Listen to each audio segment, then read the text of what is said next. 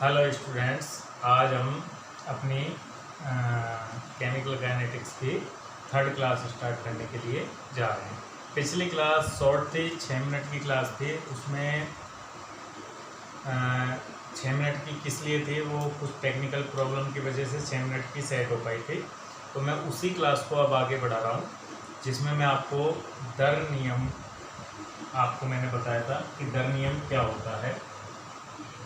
तो दर नियम मैंने आपको इसकी डेफिनेशन लिखा दी थी कि दर नियम या रेट लॉ क्या होता है। एक बार मैं फिर से इसको रिवाइज कर देता हूँ कि रेट लॉ दर नियम या फिर इसको दर व्यंजक भी बोलते हैं। तो बेटा दर व्यंजक या रेट लॉ क्या होता है, इसके लिए ये हमको अभिक्रिया के वेग पर सांद्रता के प्रभाव को एक्सप्लेन करता है। पहली बात तो ये जरूरी है आपको जानना, सांद्रता के प्रभाव को कैसे एक्सप्लेन करता है। जैसे मान लो मैंने आपको अभिक्रिया लेता हूँ A + 2B, 2A + 2B = C + D। Okay, अब हम इसका दर नियम कैसे लिखें। तो पहले हमको ये अध्ययन करना पड़ेगा कि भाई एक ही सांद्रता हम कितनी ले तो अभिक्रिया का वेग कितना बढ़ जाएगा। तो ये चीज़ प्रायोगिक डेटाओं से निकलती है। तो दर नियम अब इसके लिए अगर मैं लिखूं तो ऐसे लिख सकता हूं, जो प्रायोगिक रूप से आता है R = K A⁴x और B⁴y। ओके, अब यहाँ मैं x और y क्यों लिख रहा हूँ, 2 और 2 क्यों नहीं लिख रहा। अगर ये 2 लिख देता हूँ तो ये दरव्यंजक नहीं है, ये गुलवर्ड-बागे का नियम हो जाता है। लेकिन वो है गुलवर्ड-बागे का नियम, जैसे सक्रिय द्रव्यमान का नियम कहते हैं, साम्य अवस्था में पढ़ा था हमने, और ये है दर नियम। तो इसमें ये x और y का मान जो आता है वो प्रायोगिक रूप से निर्धारित होता है। पहली बात तो ये समझ लीजिए कि ये मान किससे निर्धारित होता है बेटा, प्रायोगिक रूप से निर्धारित होता है। ये मान हो जरूरी नहीं है। अब जैसे अब आपको मान लो मैं x बराबर कह देता हूँ a, तो इसका ये मतलब है अगर एक ही सांद्रता को दुगना करेंगे तो रेट ऑफ रिएक्शन भी दुगनी हो जाएगी। लेकिन अगर x का मान 2 है तो अगर मैं एक ही सांद्रता को दुगना करूँगा तो अभिक्रिया का वेग 2⁴ 2 हो जाएगा। दुगना किया ना मैंने एक ही सांद्रता को, और x का मान मैंने 2 रख दिया, 2 की 2⁴ 2 कितना हुआ, 4 हुआ। तो अभिक्रिया का वेग 4 गुना हो जाएगा। जब हम किसी भी अभिक्रिया का दर व्यंजक लिखते हैं तो पहले ये प्रयोग करके देखना पड़ता है किसी भी अभिकारक की सांद्रता को दुगना करने से वेग पर क्या असर पड़ रहा है, उससे हमको ये घातांक पता लगती है। तो ये दर नियम कैसे आता है बेटा, प्रायोगिक रूप से आता है, प्रयोग करके देखना पड़ता है। अब प्रयोग करके अगर देखना पड़ता है तो मान लो किसी भी प्रयोग को हमने स्टडी करने के बाद ये दर नियम निर्धारित कर लिया, तो फिर परिभाषा क्या होगी। परिभाषा जैसे मैंने इस अभिक्रिया के लिए ये दर नियम लिखा है ना, तो फिर परिभाषा क्या होगी,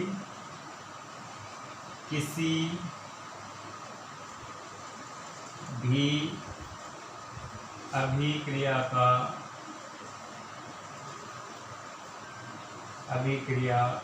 के लिए प्रायोगिक रूप से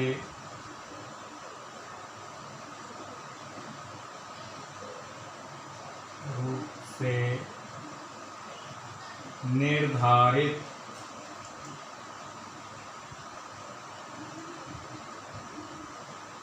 वह व्यंजक, मैंने लिखा है प्रायोगिक रूप से निर्धारित वह व्यंजक। इससे सीधा सा मतलब है, ये सीधे हम अभिक्रिया की जब तक प्रयोग की स्टडी नहीं करेंगे तब तक दर व्यंजक नहीं निकल पाएगा। सीधे अभिक्रिया को देख के नहीं लिख पाएंगे। वह व्यंजक जिसमें अभिक्रिया वेग को जिसमें अभिक्रिया के वेग को, देखो ये अभिक्रिया का वेग है और ये अभिकारक की सांद्रता है। वेग को अभिकारक पदार्थों की सांद्रता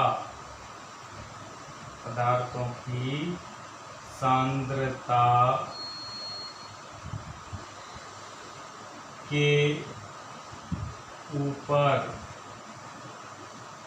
ये घात लगाइए ना मैंने प्रायोगिक रूप से, ऊपर कुछ घातांक लगाकर व्यक्त किया जाता है। क्या कहलाता है? वेग नियम या दर नियम कहलाता है। दर व्यंजक कहलाता है।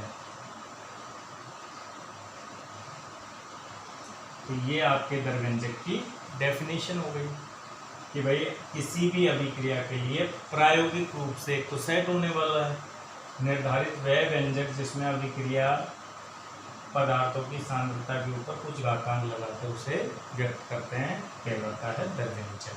क्लियर हो गई? अब देखिए, एक दो बात आपने यहाँ सीखी। एक तो अभिक्रिया को देख के तो दर व्यंजक लिख ही नहीं सकते, और एक ये जो अभिक्रिया के रस समीकरण मिति गुणांक बोलते हैं, इनको ये घातांक के बराबर हो जरूरी नहीं। तो ये बात भी मैं यहाँ लिख देता हूँ। तो बात जो सीखी वो ये सीखी। पहली बात तो क्या सीखी बेटा?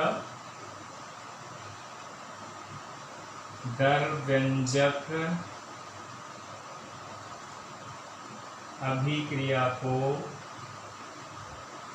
देखकर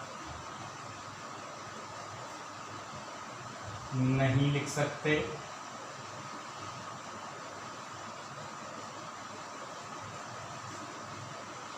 हैं। और दूसरी बात आपने ये सीखी है,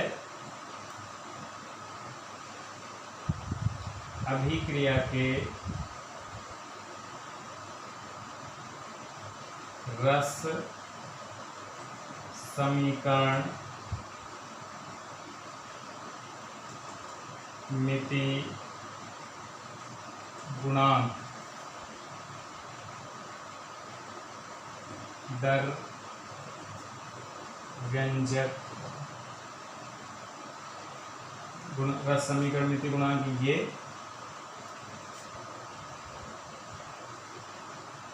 घातांक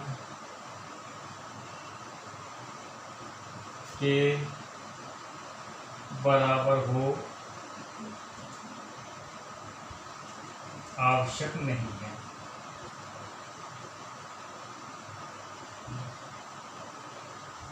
नहीं है। इनके मान बराबर हो भी सकते हैं, ये एक संयोग है।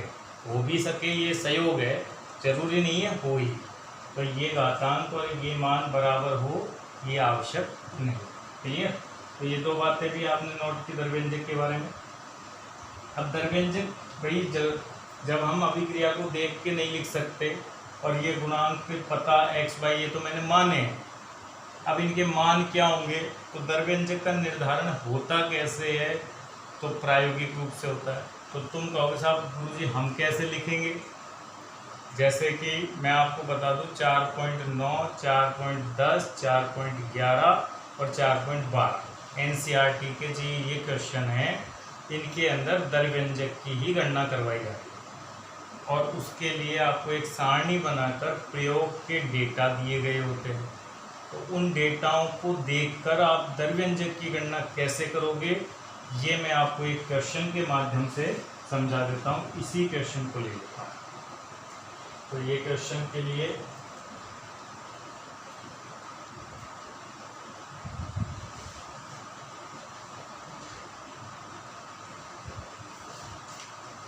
इस क्वेश्चन के लिए मैं आपको प्रायोगिक डेटा लिख देता हूँ। इसके प्रायोगिक डेटा के क्या थे? ठीक है, तो देखो ये अगर हम एक अभिक्रिया उठाते हैं और इसके डेटा प्रायोगिक रूप से जो है कि उसने ए की सांद्रता क्या ली है, बी की सांद्रता हमने क्या ली है, और फिर हमको अभिक्रिया की रेट क्या है।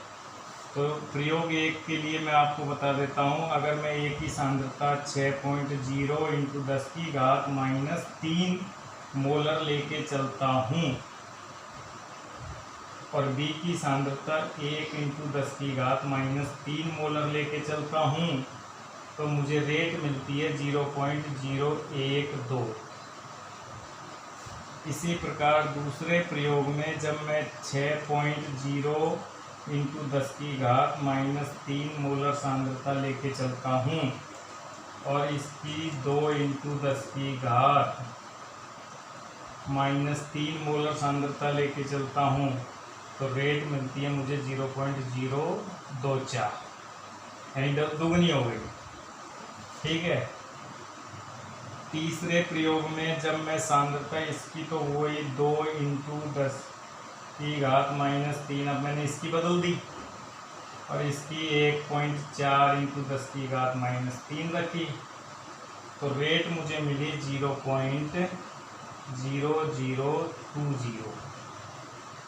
फिर चौथे प्रयोग में मैंने इसकी सांद्रता को डबल कर दिया 4 × 10⁻³, लेकिन इसकी सांद्रता लगभग वही रहने दी, थोड़ा सा चेंज जरूर है लेकिन लगभग वही है, तो मुझे रेट मिली 0.0080। तो ऐसे ही आंकड़े आपको अभिक्रिया के दिए हुए होते हैं। ठीक है बेटा, ये ऐसे आंकड़े आपको दिए हुए होते हैं, तो इन आंकड़ों की मदद से आप दर व्यंजक कैसे गणना करोगे। ऐसे की ऐसे क्वेश्चन कौन से हैं आप मुझे पूछ सकते हो दूसरे दिन, 4.9, 4.10, 4.11, 4.12, उनमें भी ऐसे ही है, आप उनको करेंगे। और एक उदाहरण और दे रखा है जहाँ दर व्यंजक एक्सप्लेन किया गया है। तो अब मैं आपको बताता हूँ कि इन आंकड़ों से, एक तो देखो आंकड़ों को देख के ही पता लग जाता है, अगर आपका अच्छा कॉन्फिडेंस बन जाता है। अब जैसे मैं तो देख के ही बता दूँ कि क्या क्या आएंगी। अब जैसे इसका दर व्यंजक क्या होगा, तो मैंने पहले तो माना था r बराबर k, a की पावर मुझे घात पता नहीं है तो मैंने x मानी थी, और b की भी मुझे घात पता नहीं है तो मैंने क्या मानी थी, y मानी थी। तो ये तो मैंने मानी है।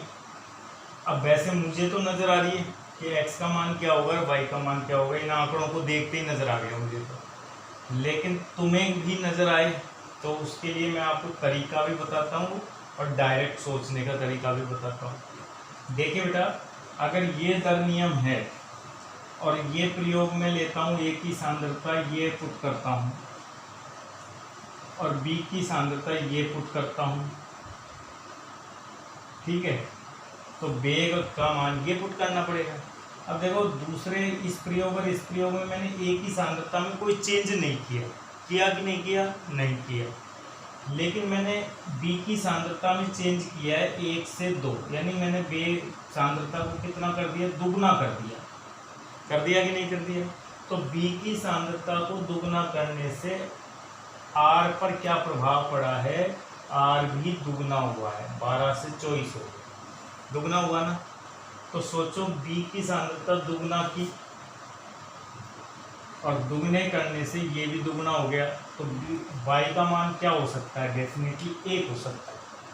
दुगना तो दुगना, अगर 2 होता तो ये दुगना करने से ये 4 होता, अगर 3 होता तो ये दुगना करने से ये 8 होता, लेकिन अभी कितना हुआ है, दुगना ही हुआ है।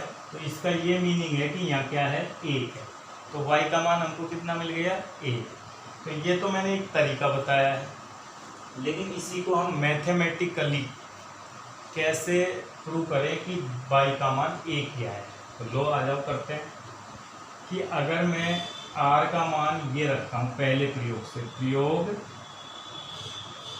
संख्या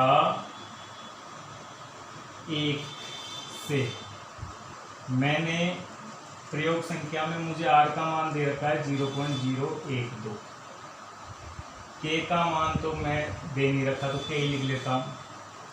सांद्रता a की प्रयोग 1 में 6.0, इंटू 10 की घात -3 मोलर दे रखी है। घात मुझे पता नहीं है तो मैंने वही x लिख दी। B की सांद्रता मुझे 1 इंटू 10 की घात -3 मोलर दे रखी है। घात मुझे पता नहीं है तो मैंने वही y लिख दी। इसको मैंने समीकरण 1 मान लिया। ठीक है। सेम ऐसे ही मैंने प्रयोग 2 से देखा। वेग मुझे प्रयोग 2 में 0.024 दे रखा है, के वही है। ये सांद्रता भी दूसरे पहले प्रयोग में यही है 6.02 इंटू 10 की घात -3, यानी दूसरे प्रयोग में भी पहले के बराबर ही। और ये दुगनी हो गई, लेकिन देखो 2 हो गई ना, ये तो 2 लिख दी। ठीक, अब ये 2 हो गया प्रयोग। अब मुझे निकालना है किसका मान, y का मान।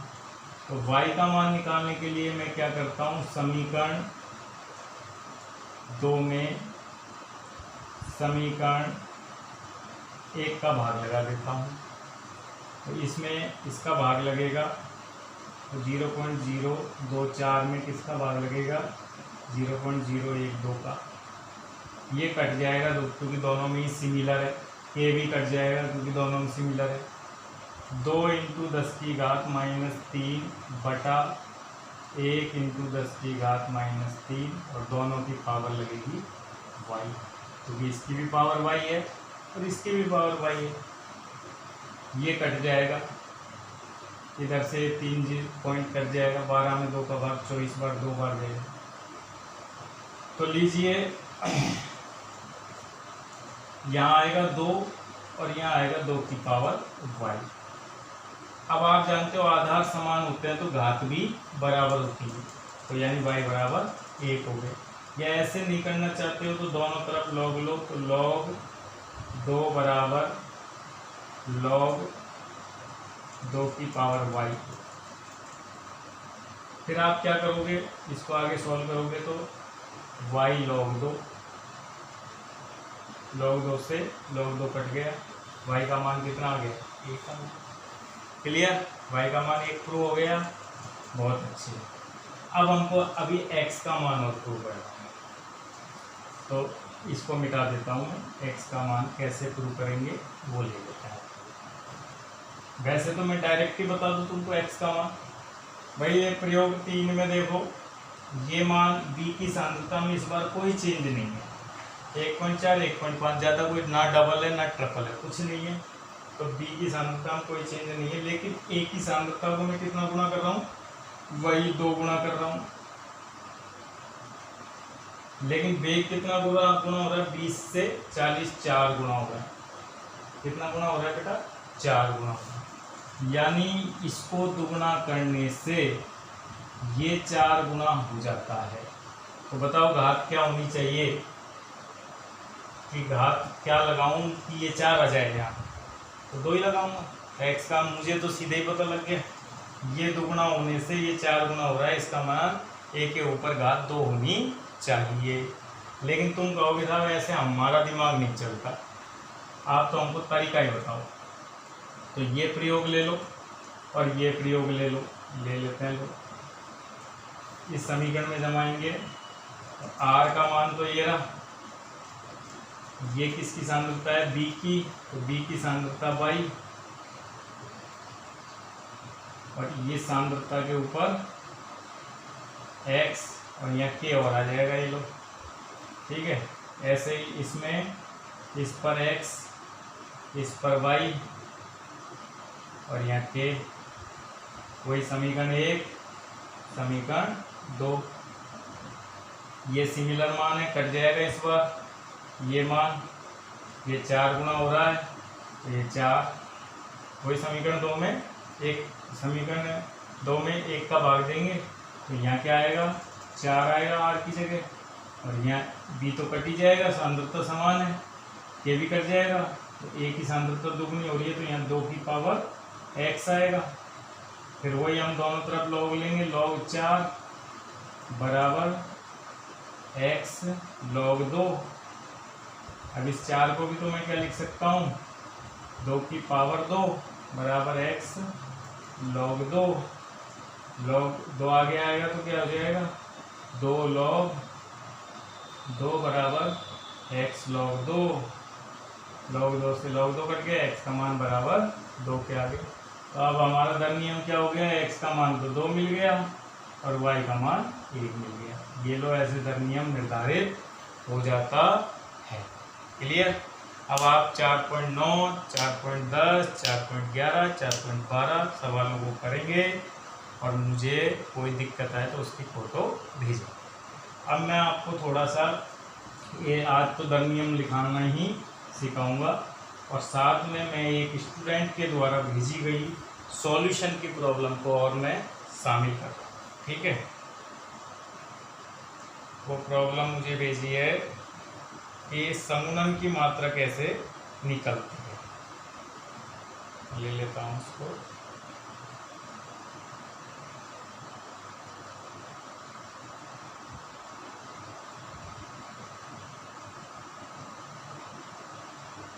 ये क्वेश्चन है 12, उदाहरण नंबर 12.2 ग्राम बेंजोइक अम्ल 25 ग्राम बेंजीन में घोलने पर हिमांक में इतने का अवनमन होता है। विलियन में अच्छा देखो लिख देता हूँ 2.12 उदाहरण है ये। 2 ग्राम बेंजोइक अम्ल है,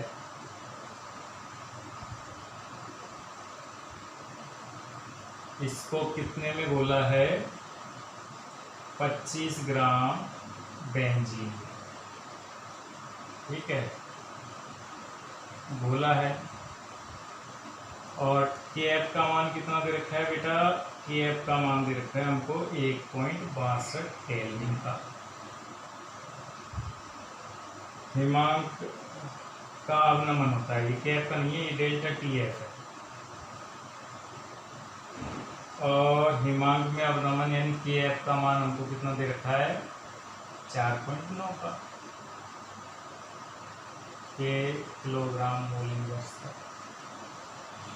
ओके, पूछा यदि विलयन में द्वितीयांक बनता है तो अम्ल का संघनन कितने प्रतिशत होगा। यहाँ बेटा मैंने तुमको अब तक सिखाई थी वियोजन निकालना, कि वियोजन की मात्रा कैसे निकलती है, उसके लिए मैंने आपको सूत्र भी दिया था।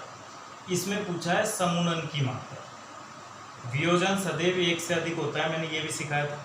वियोजन की मात्रा का मैक्सिमम मान होता है वो जब उसमें कणों की संख्या बढ़ती है तो 1 से ज़्यादा ही होगा वन टॉप गुणांक का मान, लेकिन संघनन में कणों की संख्या घटती है तो उसमें सदैव और सदैव वन टॉप गुणांक का मान 1 से कम होगा।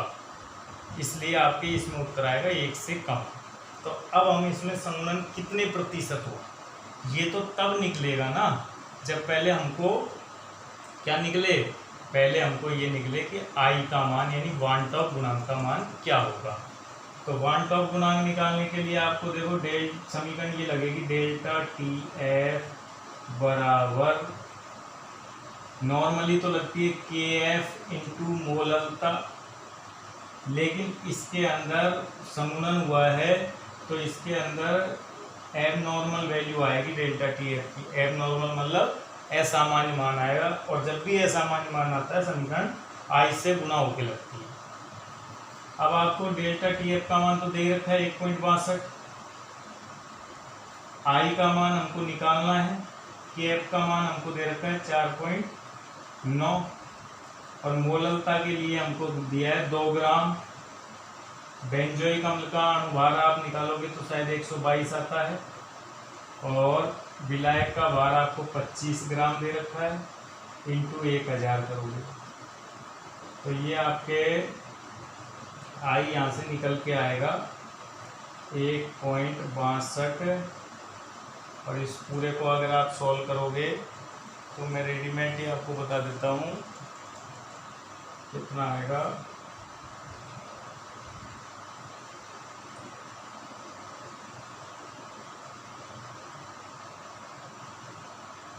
तो 1.62 के अंदर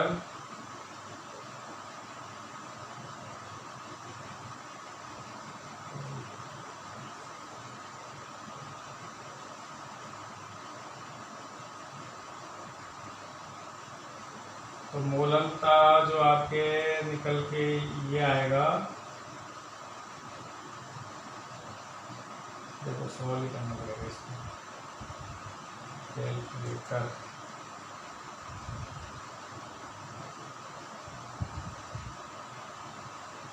तो इसमें 162 इंटू 122 इंटू 25 बटे 4.9 इंटू 2000 करना पड़ेगा। ठीक है, तो मैं कर लेता हूँ 1.62 इंटू 122 इंटू 25, तो ये तो हुआ है बेटा 19,804.5। अब डिवाइड बाई 2000, ये करना है हमको 4.9 इंटू 2000। ठीक है, डिवाइड बाई 4.9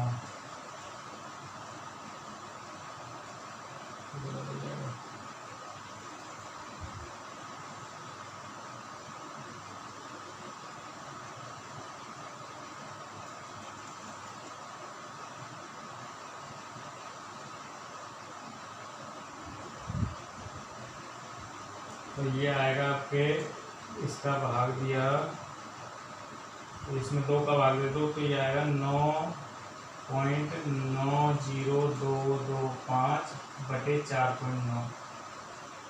इसमें 4.9 का और भाग दे देता हूँ तो 9.9, अच्छा आई निकाला है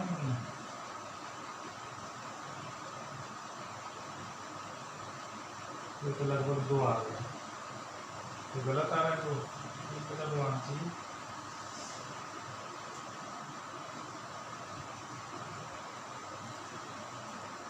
एक दोबारा लिखते हैं, डेल्टा टी एफ का मान 1.62, के एफ का मान 4.9 और मोलरता 2 इंटू 1000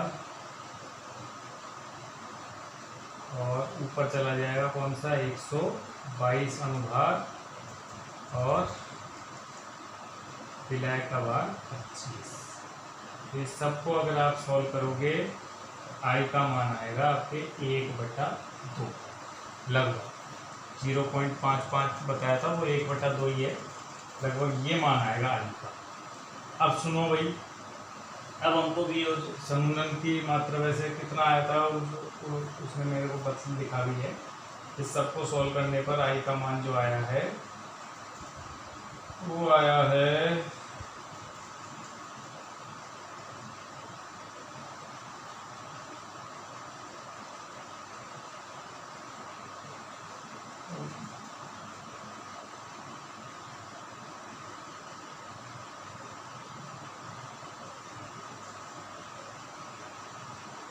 तो चलो मैं अभी उसका मिल नहीं रहा मुझे, तो लेकिन ये आएगा। अब देखो उसने पूछा मुझे कि ये समूलन द्वितीयाणु का क्या होता है, तो अब मैं आपको बता दूं कि बेंजोइक अम्ल का सूत्र होता है C6H5COOH। इसका द्वितीयकरण होता है, इसका मतलब है इसके 2 अणु मिलकर हाइड्रोजन बॉन्डिंग के द्वारा क्या बनाते हैं C6H5COOH और C6H5COOH। ठीक है, तो ये 2 अणु हो गए, तो ये तो इसके साथ हाइड्रोजन बॉन्डिंग कर लेता है और इसको मैं यहाँ शो कर देता हूँ, ये इसके साथ हाइड्रोजन बॉन्ड कर लेता है, तो 2 अणु आपस में क्या हो गए, जुड़ गए। अब आपको बांटो 2 अणु जुड़ेंगे तो अपन जानते हैं अणुओं की संख्या कम होगी, तो बांटो गुणांक का मान कैसे निकलता है कि 100% इसका संयोजन हुआ है, माना कि इसके संयोजन की मात्रा है एल्फा। ठीक है, संयोजन की मात्रा पूछे जो मैंने एल्फा मान ली, तो आपको पता है कि 2 अणु संयोजित होकर 1 अणु बनाता है, तो चूंकि 2 अणु बनाता है 1 अणु, तो अभी कितने अणु संयोजित हो रहे हैं, एल्फा प्रतिशत। तो एल्फा अणु जब संयोजित होंगे तो बनाएंगे अल्फा बटा 2, ठीक है, क्योंकि दो अणु एक अणु बनाता है तो अल्फा बनाएंगे अल्फा बटा 2। तो अल्फा बटा 2 अणु बनाते हैं। अब देखो ये तो बचता है 1 प्लस अल्फा और ये बनता है अल्फा प्लस बटा 2। तो हम जानते हैं कि अब प्रेक्षित कण कितने हो जाएंगे 1 माइनस अल्फा प्लस अल्फा बटा 2, ये रिमेनिंग और ये बनेगी। तो ये अब कितना आएगा, अब ये आएगा 1 माइनस अल्फा, अगर इसको हम संयोजित करें तो इसको कॉमन ले लेते हैं कि 1 यहाँ से 1 माइनस या प्लस ही ले लेता हूँ, अल्फा कॉमन आ गया 1 बटा 2, 1 बटा 2 बचेगा, इसमें से अल्फा कॉमन आ जाएगा तो, और माइनस 1, ये वाला माइनस ले लिया, ऐसे कर लिया मैंने। अब देखो ये प्रेक्षित अणु है। अब उसके बाद अब मैं यूँ कहता हूँ कि भाई बांटवा पूर्णांक कैसे निकलता है, सूत्र बताया तो मैंने, प्रेक्षित कणों की संख्या बटे थ्योरेटिकल कणों की संख्या। प्रेक्षित हमको कितने दिखे, इतने दिखे, 1 प्लस अल्फा 1 बटा 2 माइनस 1, इसको मैं यूँ भी लिख सकता हूँ माइनस का 1 बटा 2, ठीक है, ये भी तो लिख सकता हूँ। माइनस का 1 बटा 2 ये, और सैद्धांतिक कण हम कितने लेके चले थे 1 मोल, तो मैंने 1 लिख दिया।